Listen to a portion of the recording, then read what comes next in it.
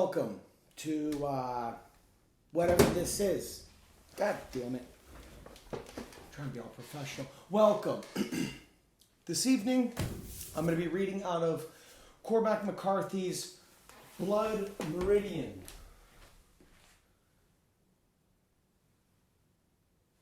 See that? It's backwards. It's one of my favorite books of all time.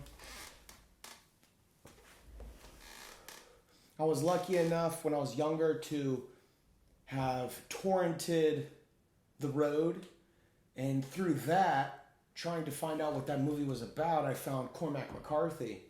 And of course, everyone saw No Country for Old Men, badass movie. And this name, Cormac McCarthy, kept showing up in movies. And I was like, who the hell is this guy? And then I saw The Counselor with Michael Fassbender. Holy shit. I love that movie. I personally love that movie. Didn't get it. My 16, 17-year-old brain didn't get it. And then I saw it a few weeks later, or a few weeks ago, and it meant totally different to me. As time and age goes, you mature and you get themes. Anyway, that's all bullshit. Cormac McCarthy, I finally read my first book by him. It was this, Blood Meridian. And the first time I read it, I hated it. I thought it was bullshit. It's fucking boring. There's no quotations. There's nothing. I fucking hated this book. And I read half of it in one sitting. I got super baked, and I didn't really understand what was going on. Plus, my brain, the ganj, the mother Gaia herb didn't really help. But and then I got called into jury duty a few days later, and again smoked out, but not as much. And in the room waiting to get called for jury duty or to the court or whatever, I read the second half, and I tell you what, I was tripping. I was invested in the novel. Not tripping because I was baked, but invested in the writing. Didn't really feel it as much as I would come to in the future, but in that holding room with all those people finishing that last chapter, I looked around at all the people. I'm like, I wanted to tell people, like, the scene in the outhouse. He will never die. That's all I gotta say. So, I'm hoping you guys will like this video. This is just an introduction to what's to come. Blood Meridian. Chapter 1. Here we go.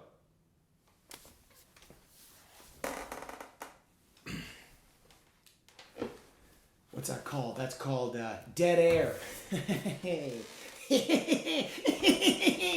Fucking shut up. I should stop swearing. I'm going to stop swearing. Swearing is so ungentlemanly-like for a gentleman such as I. I'm not a gentleman. I'm an idiot. Here we go. Ready? Blood Meridian. See the child. He is pale and thin. He wears a thin and ragged linen shirt. He stokes the scullery fire. Outside lie dark turned fields with rags of snow and darker woods. Beyond that, harbor yet few last wolves. His folk are known for hewers of wood and jars of water, but in truth his father has been a schoolmaster. He lies in drink. He quotes from poets whose names are now lost. The boy crouches by the fire and watches him. Night of your birth, 33. The Leonids they were called. God, how the stars did fall. I looked for blackness, holes in the heavens, the dipper stove. The mother dead these 14 years did incubate in her own bosom the creature who would carry her off. The father never speaks her name. The child does not know it. He has a sister in this world that he will not see again. He watches, pale and unwashed. He can neither read nor write, and in him broods already a taste for mindless violence. All history present in that visage, the child, the father of the man. At 14, he runs away. He will not see again the freezing kitchen house in the pre-dawn dark, the firewood, the washpots. He wanders west as far as Memphis, a solitary migrant upon that flattened pastoral landscape. Blacks in the fields, lank and stooped, their fingers spider-like among the balls of cotton, a shadowed agony in the garden. Against the sun's declining figures, moving in the slower dusk across a paper skyline. A lone, dark husbandman pursuing mule and harrow down the rain-blown bottomland toward night. A year later, he is in St. Louis. He is taken on for New Orleans aboard a flatboat. 42 days on the river. At night, the steamboats hoot and trudge past through the black waters, all alight like cities adrift. They break up the float and sell lumber, and he walks in the streets and hears tongues he has not heard before. He lives in a room above a courtyard, behind a tavern, and he comes down at night like some fairy book beast to fight with the sailors. He is not big, but he has big wrists, big hands. His shoulders are set close. The child's face is curiously untouched behind the scars, the eyes oddly innocent. They fight with fists, with feet, with bottles or knives, all races, all breeds, men whose speech sounds like the grunting of apes, men from lands so far and queer that standing over them, where they lie bleeding in the mud, he feels mankind itself vindicated. On a certain night, a Maltese boatswain shoots him in the back with a small pistol. Swinging to deal with the man, he is shot again, just below the heart. The man flees, and he leans against the bar with the blood running out of his shirt. The others look away. After a while, he sits in the floor. He lies in a cot in a room upstairs for 2 weeks, while the tavern keeper's wife attends him. She brings his meals. She carries out his slops, a hard-looking woman with a wiry body like a man's. By the time he is mended, he has no money to pay her, and he leaves in the night and sleeps on the riverbank until he can find a boat that will take him on. The boat is going to Texas. Only now is the child finally divested of all that he has been. His origins are become remote, as is his destiny, and not again in all the world's turning will there be terrains so wild and barbarous to try whether the stuff of creation may be shaped to man's will, or whether his own heart is not another kind of clay. The passengers are a different lot. They cage their eyes, and no man asks another what it is that brings him here. He sleeps on the deck, a pilgrim among others. He watches the dim shore rise and fall, gray seabirds gawking, flights of pelicans coastwise above the gray swells. They disembark aboard a lighter, settlers with their chattels all studying the low coastline. The thin bite of sand and scrub pines swimming in the haze. He walks through the narrow streets of the port. The air smells of salt and new sawn lumber. At night, Horace called to him from the dark like souls in want. A week and he is on the move again, a few dollars in his purse that he's earned, walking the sand roads of the southern night alone, his hands balled in the cotton pockets of his cheap coat. Earthen causeways across the marshland, egrets and the rookeries white as candles among the moss. The wind has a raw edge to it, and leaves lope by the roadside and skelter on in the night fields. He moves north through small settlements and farms, working for day wages and found. He sees a parricide hanged in a crossroads hamlet, and the man's friends run forward and pull his legs, and he hangs dead from his rope while urine darkens his trousers. He works in a sawmill. He works in a diphtheria pest house. He takes as pay from a farmer an aged mule and back this animal in the spring of the year 1849. He rides up through the latter-day republic of Fredonia into the town of Nacogdoches. The Reverend Green had been playing to a full house daily as long as the rain had been falling. And the rain had been falling for 2 weeks. When the kid ducked into the ratty canvas tent, there was standing room along the walls, a place or two, and such a heady reek of the wet and bathless that they themselves would sally forth into the downpour now and again for fresh air before the rain drove them in again. He stood with others of his kind along the back wall. The only thing that might have distinguished him in that crowd was that he was not armed. "Nay, bus," said the Reverend, "he couldn't stay out of this here hell. Hell holes right here in Nacogdoches. I said to him, you gonna take the Son of God in there, ye?" And he said, "Oh, no, I ain't." And I said, "Don't you know that he said, I will follow ye always unto the end of the road?" Well, he said, "I ain't asking nobody to go nowheres." And I said, "Nay, but you don't need to ask. He's a-going to be there with ye every step of the way, whether ye ask it or ye don't." I said, "Nay, but you can't get shed of him. Now, are you going to drag him, into the hellhole yonder?" You ever see such a place for rain? The kid had been watching the Reverend. He turned to the man who spoke. He wore long mustaches after the fashion of teamsters, and he wore a wide-brimmed hat with a low, round crown. He was slightly wall-eyed, and he was watching the kid earnestly, as if he'd known his opinion about the rain. "I just got here," said the kid. "Well, it beats all I ever seen." The kid nodded. An enormous man, dressed in an oilcloth slicker, had entered the tent and removed his hat. He was bald as a stone, and he had no trace of beard, and he had no brows to his eyes, nor lashes to them. He was close onto 7 feet in height, and he stood smoking a cigar even in this nomadic house of God, and he seemed to have removed his hat only to chase the rain from it, for now he put it on again. The Reverend had stopped his sermon altogether. There was no sound in the tent. All watched the man. He adjusted the hat and then pushed his way forward as far as the crapeboard pulpit where the Reverend stood, and there he turned to address the Reverend's congregation. His face was serene and strangely childlike. His hands were small. He held them out.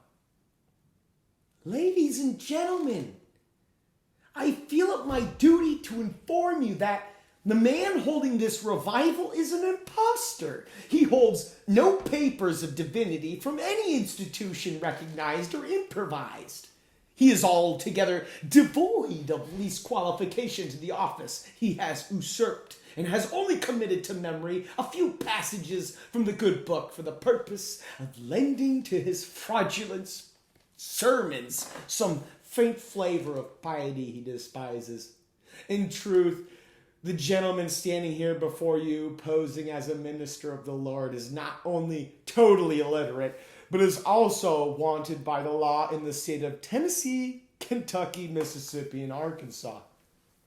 "Oh, God!" cried the Reverend. "Lies! Lies!" He began reading feverishly from his open Bible. "On a variety of charges, the most recent of which involved a girl of 11 years. I said 11. Who had come to him in trust, and whom he was surprised in the act of violating while actually clothed in the livery of God." A moan swept through the crowd. A lady sank to her knees. "This is him," cried the Reverend, sobbing. "This is him. The devil, here he stands." "Let's hang the turd," called an ugly thug from the galley to the rear. "Not 3 weeks before this, he was run out of Fort Smith, Arkansas, for having congress with a goat." "Yes, lady, that is what I said, a goat." "Why, damn my eyes if I won't shoot the son of a bitch," said a man rising at the far side of the tent, and drawing a pistol from his boot, he leveled it and fired. The young teamster instantly produced a knife from his clothing and unseamed the tent and stepped outside into the rain. The kid followed. They ducked low and ran across the mud toward the hotel. Already gunfire was general within the tent, and a dozen exits had been hacked through the canvas walls, and people were pouring out. Women screaming, folks stumbling, folks trampled underfoot in the mud. Excuse me. The kid and his friends reached the hotel gallery and wiped the water from their eyes and turned to watch. As they did so, the tent began to sway and buckle like a huge and wounded Medusa. It slowly settled to the ground, trailing tattered canvas walls and ratty guy ropes over the ground. The bald-headed man was already at the bar when they entered. On the polished wood before him were 2 hats and a double handful of coins. He raised his glass, but not to them. They stood up to the bar and ordered whiskeys, and the kid laid his money down, but the barman pushed it back with his thumb and nodded. "These here's on the judge," he said. They drank. The teamster set his glass down and looked at the kid, or he seemed to. You couldn't be sure of his gaze. The kid looked down the bar to where the judge stood. The bar was that tall. Not every man could even get his elbows up on it, but it came just to the judge's waist, and he stood with his hands placed flatwise on the wood, leaning slightly, as if about to give another address. By now, men were piling through the doorway, bleeding, covered in mud, cursing. They gathered about the judge. A posse was being drawn to pursue the preacher. "Judge, how did you come to have the goods on that no account?" "Goods?" said the judge. "When was you in Fort Smith?" "Fort Smith? Where did you know him to know all that stuff on him?" "You mean the Reverend Green?" "Yes, sir, I reckon you was in Fort Smith before you came out here." "I was never in Fort Smith in my life. Doubt that he was." They looked from one to the other. "Well, where was it you run up on him?" "I never laid eyes on the man before today. Never even heard of him." He raised his glass and drank. There was a strange silence in the room. The men looked like mud effigies. Finally, someone began to laugh, then another. Soon they were all laughing together. Someone bought the judge a drink.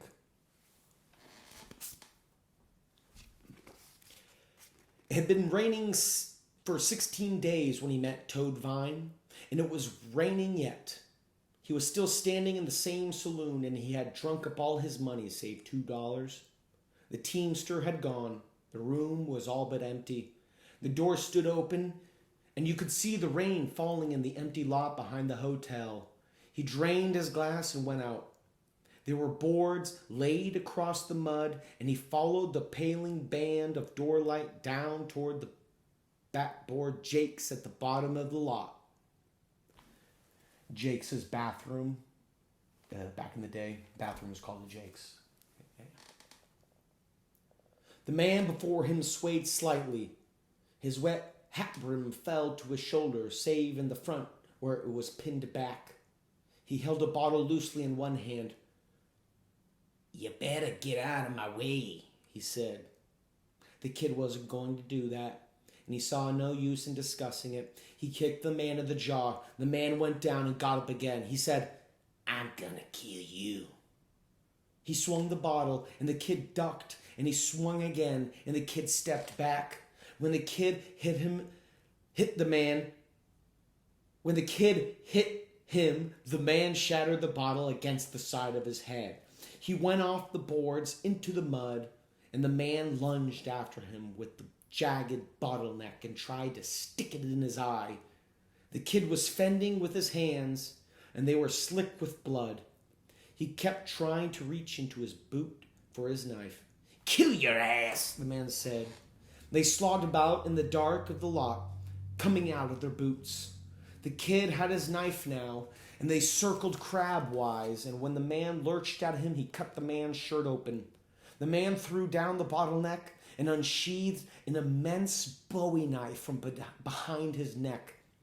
His hat had come off, and his black and ropey locks swung about his head, and he had codified his threats to the one word, kill, like a crazed chant. "That one's cut," said one of the several men standing along the walkway watching. "Kill, kill," slobbered the man wading forward. But someone else was coming down the lot.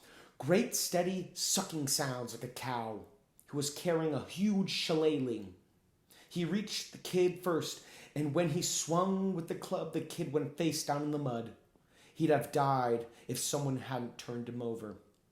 When he woke, it was daylight, and the rain had stopped, and he was looking up into the face of a man with long hair who was completely covered in mud. The man was saying something to him. "What?" said the kid. "I said you quits." "Quits?" "Quits. 'Cause if you want some more of me, sure as hell gonna get it." He looked at the sky, very high, very small, a buzzard. He looked at the man. "Is my neck broke?" The man looked out over the lot and spat, and looked at the boy again. "Can you not get up?" "I don't know. I ain't tried." "I never meant to break your neck." "No." "I meant to kill you." "They ain't nobody done it yet." He clawed at the mud and pushed himself up. The man was sitting on the planks with his boots alongside him. "There ain't nothing wrong with you," he said. The kid looked about stiffly at the day. "Where's my boots?" he said. The man squinted at him. Flakes of dried mud fell from his face. "I'm gonna have to kill some son of a bitch if they got my boots. Yonder looks like one." The kid labored off through the mud and fetched up one of the boots. He slogged about in the yard, feeling likely lumps of mud. "This your knife?" he said. The man squinted at him. "Looks like it," he said. The kid pitched it to him, and he bent and picked it up and wiped the huge blade on his trouser leg. "Thought somebody done stole you," he told the knife. The kid found his other boot and came and sat on the boards. His hands were huge with mud, and he wiped one of them briefly at his knee and let it fall again. They sat there side by side, looking out across the barren lot. There was a picket fence at the edge of the lot, and beyond the fence a boy was drawing water at a well, and there were chickens in the yard there. A man came from the dram shop door down the walk toward the outhouse. He stopped where they sat and looked at them, and then stepped off into the mud. After a while he came back and stepped off into the mud again and went around and on up the walk. The kid looked at the man. His head was strangely narrow, and his hair was plastered up with mud in a bizarre and primitive coif. On his forehead were burned the letters H.T. and lower and almost between the eyes the letter F. And these markings were splayed and garish as if the iron had been left too long. When he turned to look at the kid could see that he had no ears. He stood up and sheathed the knife and started up the walk with the boots in his hand. And the kid rose and followed. Halfway to the hotel, the man stopped and looked at the mud, and then sat down on the planks and pulled on the boots, mud and all. Then he rose and slogged off through the lot to pick something up. "I want you to look here," he said. "And my goddamn hat." "You couldn't tell what it is. Something dead." He flapped it about and pulled it over his head and went on, and the kid followed. The dram house was a long, narrow hall, wainscoted with varnished boards. There were tables by the wall and spittoons on the floor. There were no patrons. The barman looked up when they entered, and a nigger that had been sweeping the floor stood the broom against the wall and went out. "Where's Sidney?" said the man in his suit of mud. "In the bed, I reckon." They went on. "Toad wine," called the barman. The kid looked back. The barman had come from behind the bar and was looking after them. They crossed from the door through the lobby of the hotel toward the stairs, leaving varied forms of mud behind them on the floor. As they started up the stairs, the clerk at the desk leaned and called to them. "Toad wine." He stood and looked back. "He'll shoot you." "Oh, Sidney?" "Old Sidney." They went up on the stairs. At the top of the landing was a long hall with a window lit at the end. There were varnished doors down the walls, set so close they might have been closets. Toadvine went on until he came to the end of the hall. He listened at the last door, and he eyed the kid. "You got a match?" The kid searched his pockets and came up with a crushed and stained wooden box. The man took it from him. "Need a little tinder here," he said. He was crumbling the box and stacking the bits against the door. He struck a match and set the pieces alight. He pushed the little pile of burning wood under the door and added more matches. "Is he in there?" said the boy. "That's what we're fixing to see." A dark curl of smoke rose, a blue flame of burning varnish. They squatted in the hallway and watched. Thin flames began to run up over the panels and dart back again. The watchers looked like forms excavated from a bog. "Tap on the door now," said Toadvine. The kid rose. Toadvine stood up and waited. They could hear the flames crackling inside the room. The kid tapped. "You better tap louder than that. This man drinks some." He balled his fists and lambasted the door about 5 times. "Hellfire," said a voice. "Here he comes." They waited. "You hot son of a bitch," said the voice. Then the knob turned and the door opened. He stood in his underwear, holding in one hand the towel he used to turn the doorknob with. When he saw them, he turned and started back into the room, but Toadvine seized him about the neck and rode him to the floor and held him by the hair and began to pry out an eyeball with his thumb. The man grabbed his wrist and bit it. "Kick his mouth in," called Toadvine. "Kick it!" The kid stepped past them into the room and turned and kicked the man in the face. Toadvine held his head back by the hair. "Kick him," he called. "Ah, kick him, honey!" He kicked. Toadvine pulled the bloody head around and looked at it and let it flop to the floor, and he rose and kicked the man himself. 2 spectators were standing in the hallway. The door was completely afire, and part of the wall and ceiling. They went out and down the hall. The clerk was coming up the steps 2 at a time. "Toadvine, you son of a bitch," he said. Toadvine was 4 steps above him, and when he kicked him, he caught him in the throat. The clerk sat down on the stairs. When the kid came past, he hit him on the side of the head. Excuse me. And the clerk slumped over and began to slide toward the landing. The kid stepped over him and went down to the lobby and crossed to the front door and out. Toadvine was running down the street, waving his fists above his head, crazily and laughing.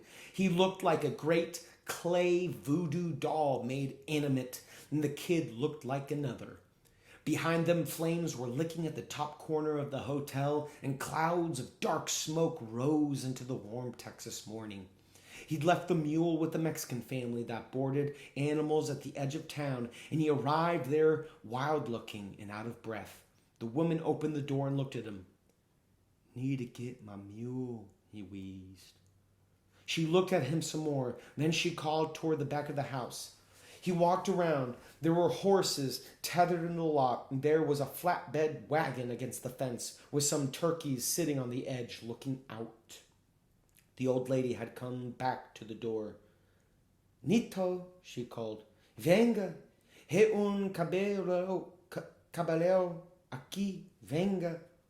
He went down the shed to the tack room and got his wretched saddle and his blanket roll and brought them back. He found the mule and unstalled it and bridled it with rawhide hackamore and led it to the fence. He leaned against the animal with the shoulder and got the saddle over it and got it cinched. The mule started and shying and running its head along the fence. He led it across the lot. The mule kept shaking its head sideways as if it had something in its ear. He led it out to the road. As he passed the house, the woman came padding out after him. When she saw him put his foot in the stirrup, she began to run. He swung up into the broken saddle and shucked the mule forward. She stopped at the gate and watched him go. He didn't look back. When he passed back through town, The hotel was burning and men were standing around it watching, some holding empty buckets. A few men sat horseback watching the flames, and one of these was the judge. As the kid rode past, the judge turned and watched him. He turned the horse as if he'd had the animal watched too. When the kid looked back, the judge smiled. The kid touched up the mule and they went sucking out past the old stone fort along the road west. Oh, my camera's saying something. Well, seem to have lost you guys there. Camera doesn't like recording more than 30 minutes. So, yeah. Chapter 1. We got past it. Yeah, it was about 20-something minutes, but 30 maybe. Cheers. The interesting thing about this book is when you're reading it, there's no, like I said before, there's no quotations. It's just words, period, words, period, words, period.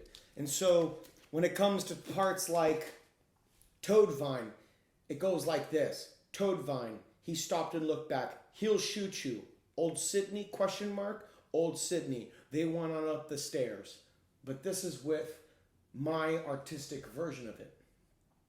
Toadvine. He stopped and looked back. He'll shoot you. Old Sydney? Old Sydney. They went on up the stairs.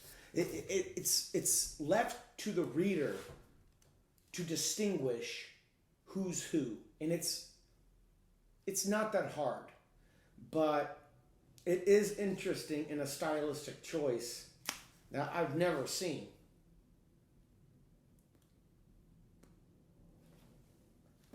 I mean, even Shakespeare back in the day distinguished who was who. And who is this Cormac McCarthy to deviate from the rules? After all, there are no rules, and he knew that, and so whatever.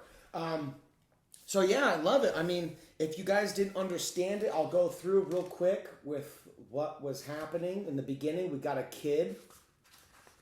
He's the boy. I mean, see the child. He is pale and thin. He's a small kid.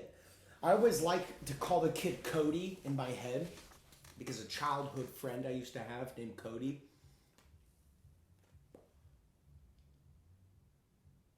You hear that?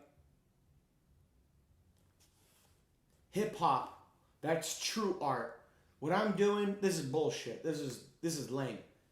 Hip hop, that's the real art. That's the true Renaissance man entertainment. What was I saying? Oh yeah, the dad. He says, "Not of your birth, 33, the Leonids they were called. God, how the stars did fall. I looked for blackness, holes in the heavens, the dipper stove." I have no idea what the fuck. Okay, I don't want to swear. I don't know what the heck that means. Like the Leonids, maybe that was his last name or his parents' last name. And before that it says, his folks are known for hewers of wood and drawers of water. But in truth, his father has been a schoolmaster. So in the biblical, if that's a biblical reference to my initiated in the Christian faith, you know that hewers of wood and drawers of water, that's something given to the son of Noah who saw his father naked and thus created black people, according to the Bible. I didn't write it. I'm not saying it. I'm just saying what the Bible says. Drawers of wood, hewers of water. That's what people say black people are. That's why they were slaves. It ain't me. Don't shoot the messenger. Christ, please. I know. Shoot Cormac McCarthy in his grave. He's dead. God, what do you want from me? I'm not going to defend myself. Suck my dick. I'm not being mean. I'm reading a book. Anyway, the mother dead these 14 years did incubate in her own bosom the creature who would carry her off. She died because the kid was born. The father never speaks her name. The child does not know it. And spoiler alert, he never does. He's the reason his mom died. And he ran away from home. And that's it. So we're starting, our hero, our protagonist, already killed his mom, ran away from home, and he will not see again the freezing kitchen house in the pre-dawn dark, the firewood, the wash pots, those memories, those little things, the wash pots, the firewood. He'll never see them again. He's leaving. He's gone. And he's 14. I didn't move out till I was 22. This kid beat my ass. I'm 30 right now. I bet you this kid would beat my ass. Seriously, I think this kid is tough. Tough as nails. Anyway, 1 year later, he's in St. Louis. He goes on a boat, and he meets all sorts of men on the river, and they're rough. It says they fight with fists, with feet, with bottles or knives. All races, all breeds, men whose speech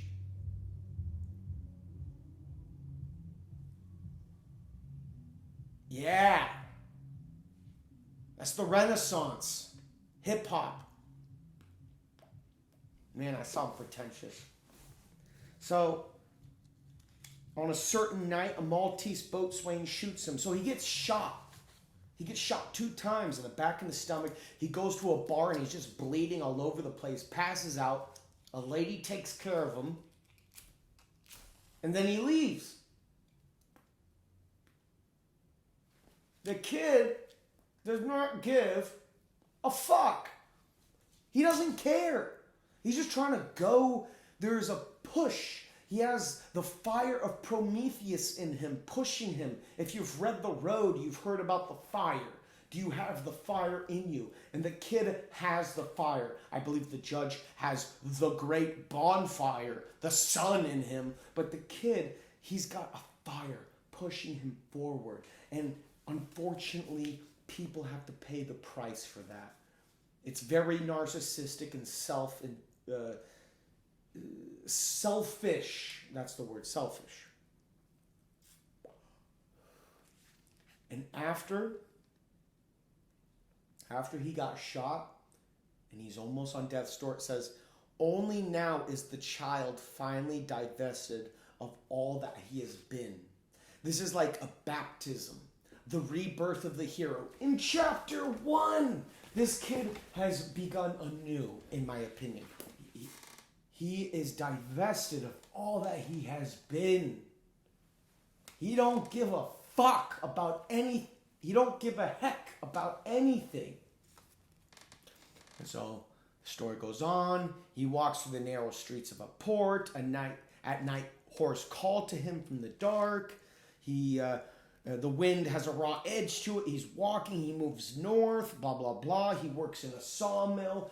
He's picking up odd jobs for money. This kid, he doesn't have a goal. He's just going. He's just going. Because in the early 19th century, there's nothing. There's nothing. What are you going to do? You know what I mean? I don't know. Then comes my favorite part of the book. He goes to a tent revival where a preacher has been preaching for 2 weeks. And the sermon is about how God, Jehovah, Yahweh, Christian God, will never leave you. He says, neighbors, he couldn't stay out of these here hell. God couldn't stay out of here, which is New Orleans, which is a hellhole apparently to this guy, Nacogdoches. I said to him, you're going to take the Son of God in there with you? And take him into wherever the guy's going, maybe a brothel or a bar or a gambling hall. And he's chastising this character in this sermon. And he said, I ain't asking nobody to go nowheres, says this guy in the story. And that's it. The preacher says, you don't need to ask. He's going to be with you every step, whether you ask it or you don't. I mean, that's what, like I said, to the initiated of the Christian faith, you know what I'm talking about. You want to get high, get drunk, jerk off, watch a bad movie, and listen to bad music, do whatever, but you know God's in there. Just like, what are you fucking doing? What do you do? What are you heckin' doing? Sorry for swearing. I'm going to quit swearing. And then the judge. This character, larger than life character, the judge, which if you continue to listen to this series, you'll notice, spoiler alert, the judge becomes something of note.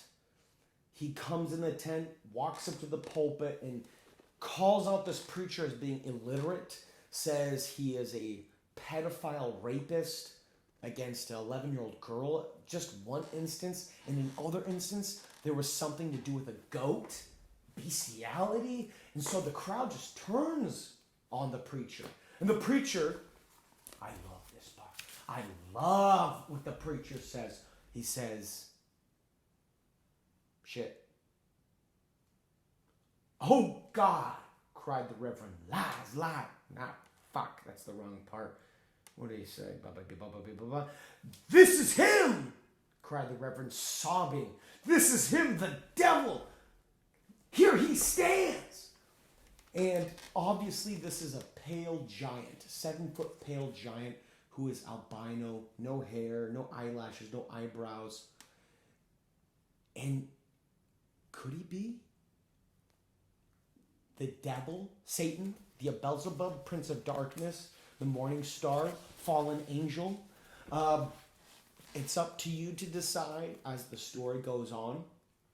I don't want to spoil too much, but I will say this. In all of fiction, film, literature, TV shows, paintings, architecture, sculpting, song, poetry, history. Did I miss anything? Cave paintings. Judge Holden is the most vile and most real. And when I say real, you're going to have to read the book to understand what that means. He's the most real and most vile villain in literature, in any canon, from east to west. Now, I'm not too acquainted with Asian literature, European literature, or other stuff, but from what I read, I'm not too educated. Judge Holden is the top, the cream of the crop of villains. And it just goes to show, just a taste here, when he says, hey, how'd you know the preacher? Everyone's at the bar later after the tent falls, and apparently maybe the preacher dies, but the tent falls, everyone's at the bar, caked in mud, and they ask Judge, hey, how'd you know the preacher? How'd you know him at Fort Smith? And the judge is like, I ain't never seen him. And so he just made it up.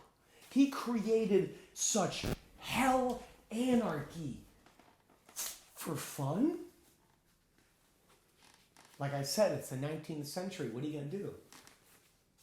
What are you going to do? What kind of fun are you going to have in the 19th century? There is no fun. There's survival.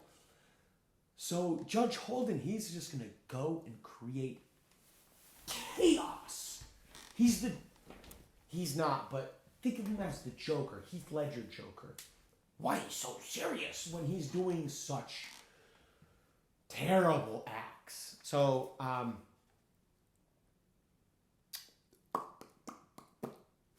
so they leave, and he gets in a fight with this guy as he's walking to the bathroom, Toadvine, and they get in a fight. The guy pulls a big Bowie knife from the back of his head, but before they can get in the knife fight and kill each other, they both get knocked out. The next morning, Toadvine says, are you quits? I'm quits. Let's find our boots. They find their boots. There's mud in them. They put it on, and What do you know? The kid just tags along with this guy. He becomes friend with this guy he almost killed the night before. And Toadvine asks the boy, the kid, hey, come help me. Come to this hotel. We're going to go find this guy. And they walk into the hotel, and the barkeep says, hey, you looking for old Sidney? He's going to shoot you. So they go find, and this old Sidney, we don't know who he is, but they go upstairs, and he asks the kid for matches, makes a fire, puts it under the door. Oh, shit. Damn it. I'm so cool. I'm smoking and getting ash all over myself.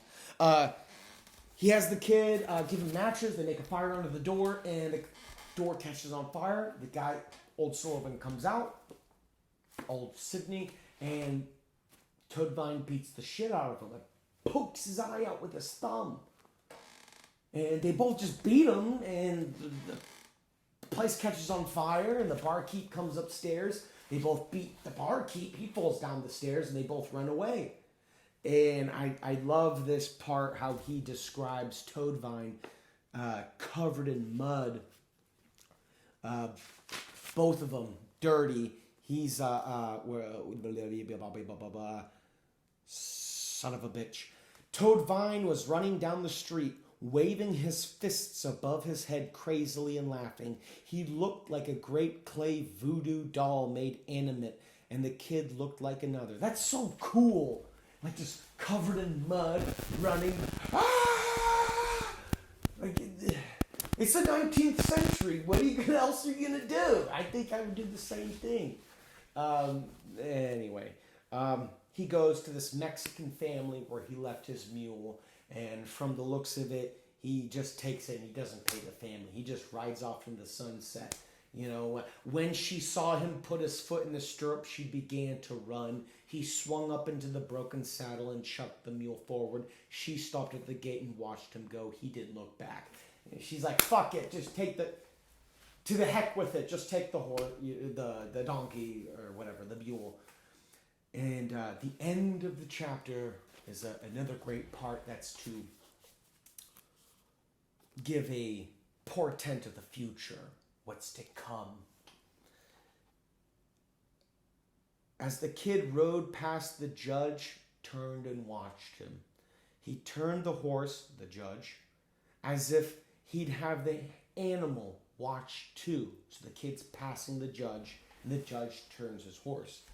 And the judge and the horse are looking at the kid. When the kid looked back, the judge smiled. What do you think that means? What do you think that means? Little 14-year-old boy, this big, pale giant, turns his horse.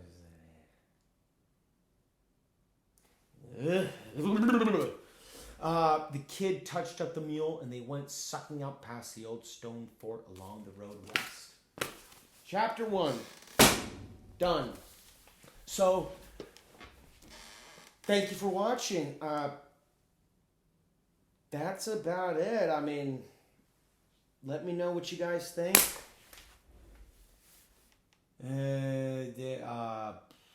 Yeah. That's it. Thank you for watching.